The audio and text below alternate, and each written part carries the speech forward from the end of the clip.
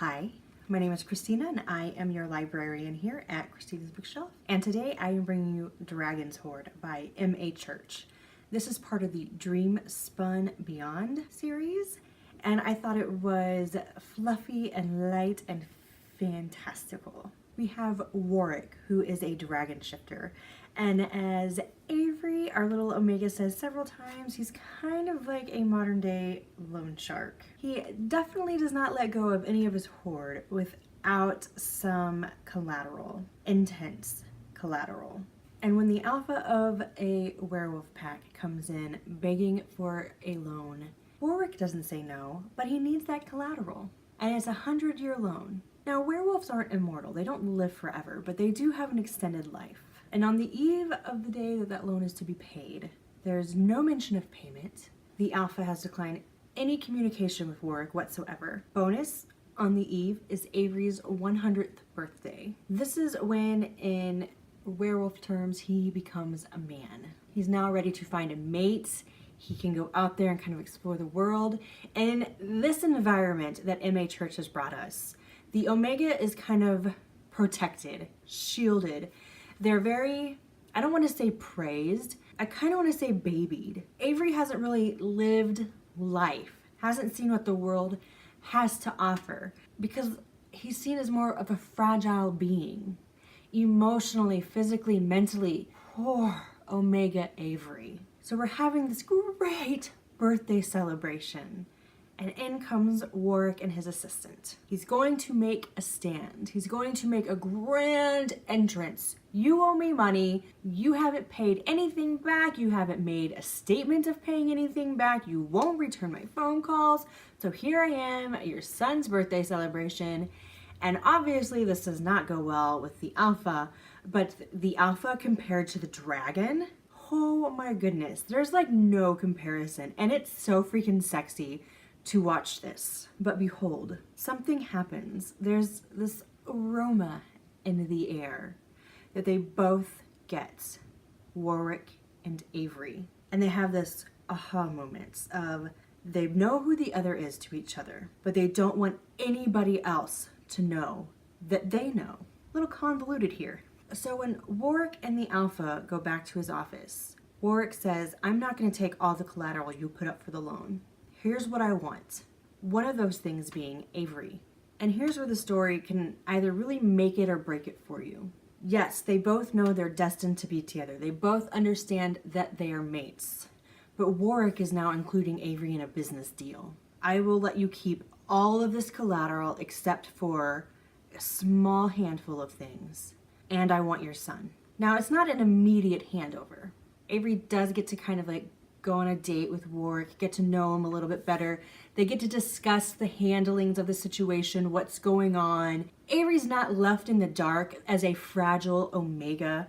He is informed of what's happening, and he does get a say about it. But what's going to bring the star rating down for me with this is that, yes, this is a fun and kind of fluffy and entertaining and romantic story. I mean, Warwick and Avery, M.A. Church just had me falling in love with this couple so quickly, and how they fall in love with each other and get to know each other. And you see like this old dragon. Warwick has never had a mate. He's been alive for centuries, but he's been alone. And so obviously he's set in his older ways, and he doesn't understand, obviously, like the newer generation.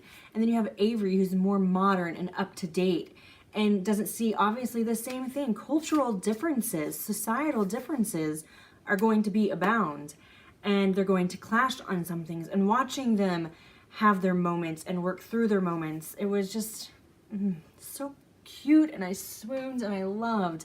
What I hated, I think, was the huge disrespect to Avery that was written on the pages. How somebody didn't like really put their foot down. And I mean, there was some stomping and some here's, and Avery made some deals along the way of, if I'm going to do this, then this and this and this is going to happen as well. But I think there really needed to be some battle or something on Avery's behalf. I think a lot of issues were swept under the rug in this book because Avery and Warwick were mates.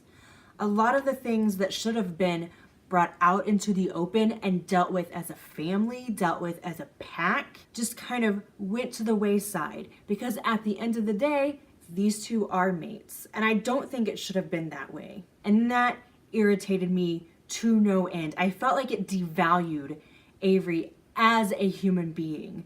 When you're writing this wonderful love story, yes, they're mates, but you're including him now in this 2-for-1 situation, and you're not valuing him as a single human being, and it infuriated me.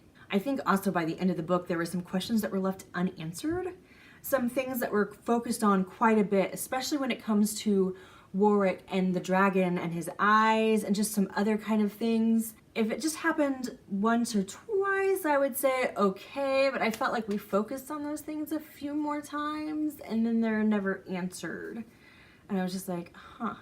But if you're going into this and you just want cute fantasy love, the mates, like instamate, they have a connection, they can feel it, like their heart and souls are bonded the moment, and they kind of go for this lovely stroll the next day, and they have this great makeout session, or they shouldn't have.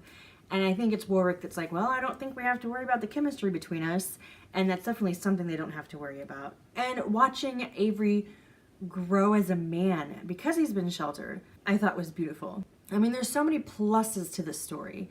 I think the one con is really huge. And then the questions being unanswered was like, it was nagging at me to not know a couple of things. And before anybody comes back to me and says, is it because we don't know Warwick's age? No, I know he's centuries old. That's really all I need to know to understand why we have some clashing of the differences between Avery and Warwick. So as I said, if you want cute, fluffy fun and you're not worried about what I said earlier, this book is totally for you.